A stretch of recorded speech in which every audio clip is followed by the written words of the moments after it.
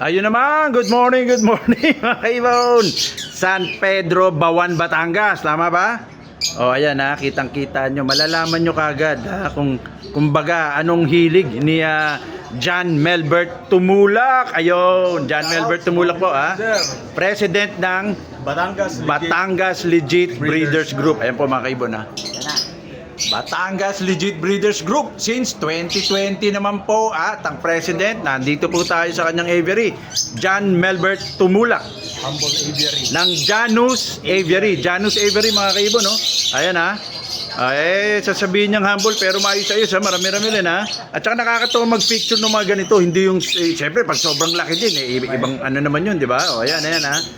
Teka. Mga ilang taon ka na ba nag-ibon? Bali sir, nag-start ako mag-iipon 2016. 2016. Tapos Tagal na rin ha, 10 taon na ano. sir. Tapos puro siya, handpaid ganyan. Tapos way back 2018, 2019, napatigil ako. Kasi siyempre nag-i-school pa. Priority siyempre school pa gano'n. So ito, nagka-pandemic 2020, naisipan ko bumalik. Okay. Bumili ako ng Nasa mo konti. Bumili ako ng siguro mga 3 pares. Ngayon, yung 3 pares na yun, hindi siya nag-aanak. So, bili ulit ako isang pares. Ngayon, yung isang pares na yun, marak na. Sabi ko, ang gaganda. So, bumili na ulit ako. So, hanggang sa nakilala ko na mga kuya Herbert Bagsit. Herbert Bagsit, yung founder naman, ano? Founder ng BLBG. Tapos si Kenneth R.N. Aviary, yung mga mentor ko. Nakilala ko na ngayon si Opaline. Ay bo. Ang Opaline noong 2020, high school ako noon Siyempre, yung 2020, mataas pa rin naman yung Opaline, pero hindi na kagaya nung noon. Magkano? Inabot ng 2020? Parang nasa 8,000 sir ang grade. Mataas. 8,000, 5 to 8, parang gano'n. Mataas pa rin. Mataas pa rin. 2020 yun, ano? Sir. Pero hindi ako nakabili ng Opaline. Baga split lang. Okay. So yun, nakagawa ko ng mga green. Tapos ngayon, nakita ko naman si Lutino. Bumili ako ng Lutino. Saktong yung nabili ko na green Opaline, ay pure na green ang karga. Wala siyang kargang blue. Okay. Yan, pares ko sila. Tapos nito, naglabas ng magagandang Lutino hanggang sa nawala ulit yung Lutino ko. Okay. Tapos, yun, medyo napatigil din breeding pero hindi ako nag-alis sa mga ibon. Nandito pa rin sila, hindi lang talaga sila nagbe-breed.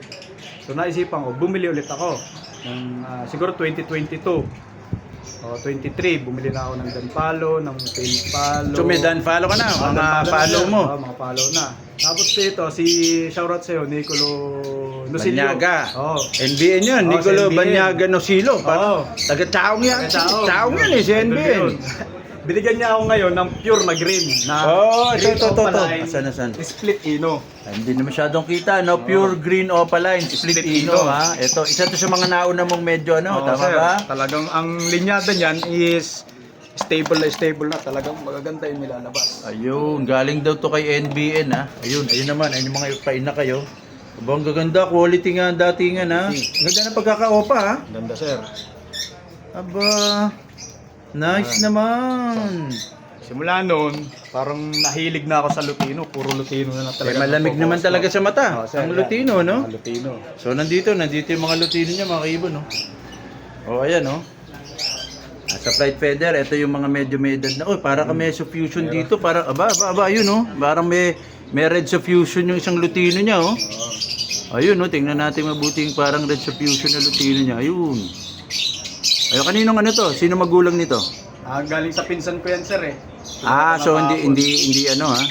Pero try kong para sa kanila. Sana ma-breed mo. Usually, hindi basta-basta nabibreed ng ganun, no?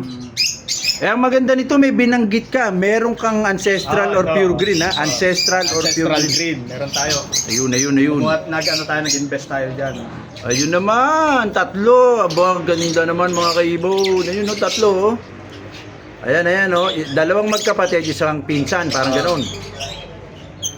Teka, lilinawin natin mga kaibon, no? Ano sa tingin mong kahalagahan ng ancestral green o pure green?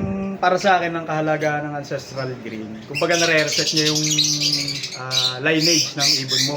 Okay. Halimbawa, kagaya nito, ang ginawa ko kasi, kaya ako kumuha ng ancestral green para ma-infuse ko sa Lutino ko. So Mhm. para mas ma-improve pa yung quality niya, kailangan ibabalik ko siya sa ancestral grain. Naku, ang ganda naman ng sinabi ni Bro John Melbert Tumulak, mga kaibon. Tama po yun, tama ha? I agree. Technique. Tsaka para kung gusto mo palakiin, mas papulahin pa, mas maganda, ibabalik mo talaga siya sa ancestral grain or yung pure green t-shirt na tinatawag. Ayun, tama. Ay, ang galing. Nag-invest siya mga kaibon sa pure green o ancestral green, ha? Dahil nga naman sa totoo lang, totoo naman talaga, ha? Sandali, ha? Ayun. Nakakapagpatibay po talaga ang pure green o ancestral green. At babalik sa medyo malaki kasi ngayon po, sa totoo lang napansin natin, medyo lumiliit ang mga ibon eh. Medyo lumiliit. Pure green, ancestral green, ikasa mo, titibay na, babalik dahan-dahan ang linyada mo sa tamang laki. Ha? At hindi pa sakitin. Ha? Bukod sa color genetics, babanggitin din natin kung ba't mahalaga sa color genetics ng pure green. Pero basically, nagpapatibay at nagpapaganda ng quality, pati yung laki bumabalik sa dati. Ito. Ito, galing na din to talaga sa ancestral grain. So, yung size niya talaga malalaki na. Okay, galing na sa ancestral green, ha? Lumaki na yung size. So, ayan. Medyo malaki na nga, tama ka. Oh, Saka yung buntot niya maganda. ayun mga kaibon. Malaki na. Yun ang pilit kong ginagawa sa Lutino, yung medyo malalaki tapos magaganda yung mukha nila. Talaga sable na sable. Kaya magbabalik ulit ako sa green t-shirt para makapag-infuse ulit. Yun po mga kaibon, no? Hindi naman maiwasan tayong mga mag-iibon. Gustong-gusto ibang kulay tapos pinagbabangga. Parang napakaraming karga. Pero dahan-dahan lumilit ang ibon. Obserbahan mo naman siguro yan dyan, no? Sir, kagaya nito. Yan, maliit na siya. Pero kapatid siya nung malalaki. Okay. So, ang ginawa ko, yung maliit na yan, ibabangga ko dito. Babangga mo ngayon dito, no? Di ba? Lalong-lalo na kung mahilig ka mag-bird show. Lamang ang tamang laki. Di ba? Tama.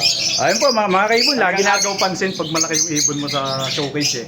Yon! Nakakatuwa mga kaibon, ha? Kumbaga, sasabihin ko pa sana kung anong kahalagahan. Alam na alam ni John Melbert Tumulak, ha? Kung gaano kahalaga ang ancestral green. Ancestral green. Ayun. Kahit hindi na sa Lutino, kahit sa mutation, lalo sa Danpalo. Kahit Rosicolis, ganun Rosy din. Colors yan. Meron din ako sir dito. Ayun. Ayun, no? Ito yung mga Rosicolis niya, ha?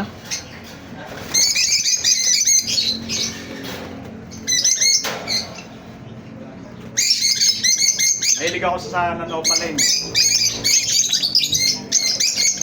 So talaga yung mga nanopaleng. Alam mo, titibay talaga na Rosicolis. Ang ganda ng tayo, oh. Saka ang lalaki ng sukat. Ha? Diba? At meron na rin siyang aqua at saka orange face, ha? Ito. May parisan siya. Ay! Teka, ha? Ito. Bago natin tapusin mga kaibon, ha? Magbibigay ng, ano ba ma-advise mo bilang mag-iibon at president ng isang grupo? Yun. Advice ko lang, simple lang naman. Enjoy lang natin ang hobby natin. Okay. Huwag tayong, kumbaga, huwag natin masyadong seryosohin yung, kumbaga, bentahan, ganyan. Dadating yan sa atin. Basta tayo, enjoy lang natin yung hobby. At syempre, lagi kong sinasabi sa aming grupo na ngayon ay inumpisahan na namin hiyas-kayatin ang aming miyembro na kumuha kayo ng kanilang permit bilang pagpapakita na suporta natin sa tamang pag-aalaga at saka legal na pag-aalaga ng mga ibon. Yun ang aming talagang layunin dito sa Batangas Legit Breeders Group. Ayun, ha? Batangas Legit Breeders Group, mga kaibon, ha? Ay magkakaroon na tayo ng lecture at mini bird show, ha? Pinasadahan lang natin tong aviary, Janus Aviary ni John Melbert Tumulak ng Batangas Legit Breeders Group. Salamat po mga kaibon. Hasta la vista.